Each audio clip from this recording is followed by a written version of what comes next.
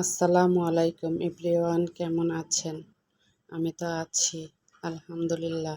আবারও আপনাদের ভালোবাসায় চলে এলাম ভালোবাসার রান্নাঘরে। আজকে আমি কবুতরের মাংস রান্না করে দেখাবো।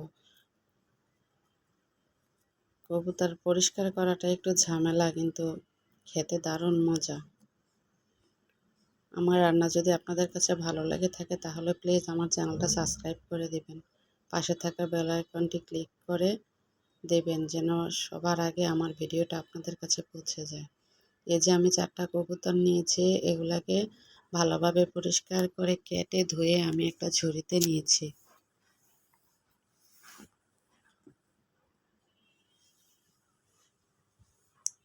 তারপর আমি একটা প্যান বসিয়ে প্যানে পরিমাণ মতো পেঁয়াজ তেল দিয়েছি, দিয়ে আমি পেঁয়াজগুলোকে হালকা বাদামি রং করে নিব।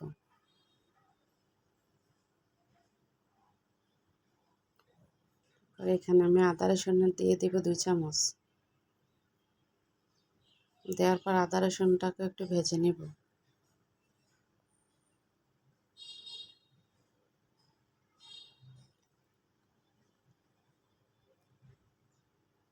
আদা রসুনটা ভাজা হয়ে আসলে আমি এখানে 1 চামচ থেকে একটু কম মরিচের গুঁড়া, আধা চামচ হলুদের গুঁড়া, গরম মশলার গুঁড়া 1 চামচ থেকে একটু কম, স্বাদ মতো লবণ দিয়ে দেব।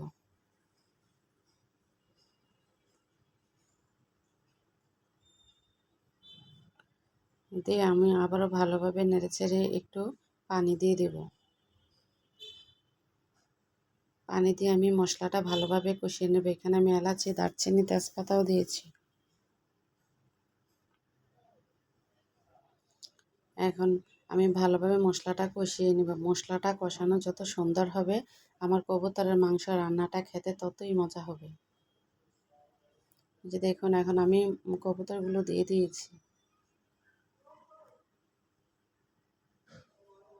আসলে কবুতরের মাংসটা রোগীর পথ্য বলা চলে। যাদের শরীরে ব্লাড কম তারা কয়েকদিন যদি এক নাগাড়ে খেতে পারেন তাহলে শরীরে আর রক্তের কোনো ঘাটতি হবে না।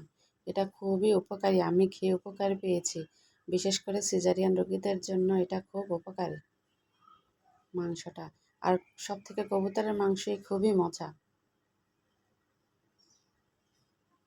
আমি 5 মিনিট পর পর নেড়ে চেড়ে দেবো, যেহেতু এখানে আমি কোনো জল দেব না, যেন তলানিতে লেগে না যায়। এই জন্য 5 মিনিট পর পর নেড়ে চেড়ে দেবো।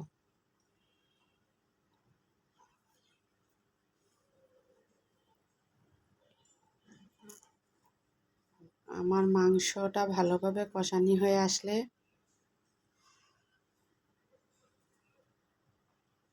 তারপর আমি এখানে একটু পানি অ্যাড করব।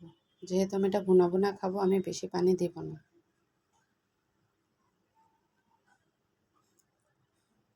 দেখুন, আমি আবারও নেড়ে চেড়ে দিচ্ছি।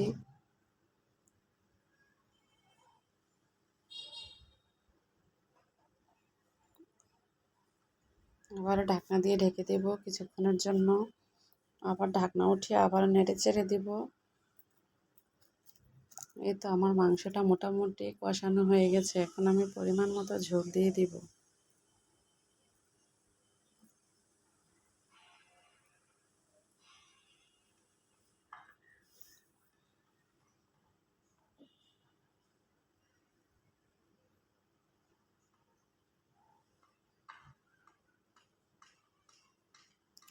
আমি এখানে গরম জল ইউজ করেছি। আমি তরকারিতে সবসময় গরম জলই ইউজ করার চেষ্টা করি, এতে তরকারির স্বাদ ও মান ভালো থাকে।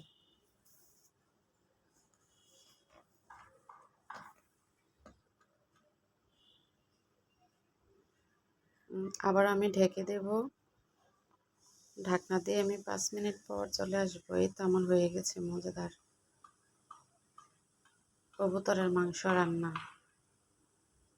এই যে দেখুন, কালারটা কত সুন্দর হয়েছে। রান্নাটা কেমন হয়েছে আপনারা কমেন্টসে জানাবেন।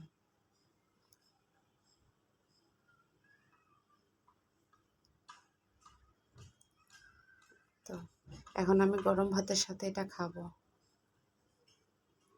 আপনারাও যদি আমার এই পদ্ধতি ফলো করে রান্না করেন তাহলে আপনাদের রান্নাও মজা হবে। আসসালামু আলাইকুম।